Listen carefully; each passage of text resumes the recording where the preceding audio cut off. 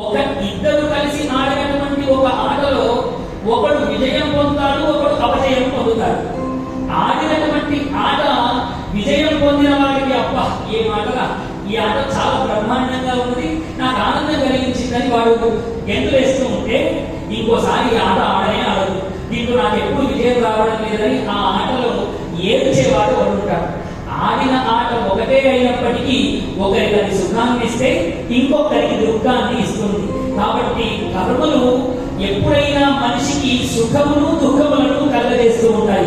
అమ్మా ఈ విషయము తెలియక మానవుడు మాయలో ఉండే, ఈ విషయం తెలియక వాడు నిరంతరము మాయలోనే ఉంటూ ఉన్నాడమ్మా.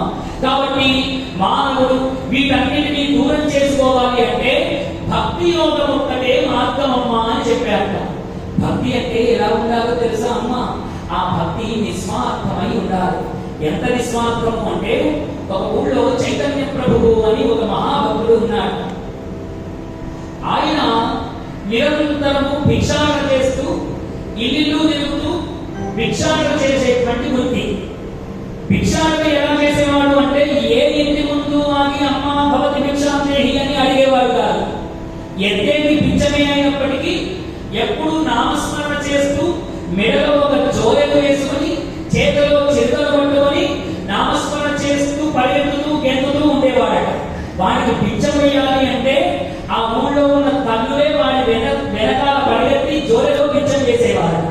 అట్లా భిక్షం వేసేటప్పుడు సగం భిక్షం కింద పడిపోతూ ఉండేది, సగం వాడి జోలెలో పడుతూ ఉండేదట. ఇలా ఆ చైతన్య ప్రభువు నిరంతరం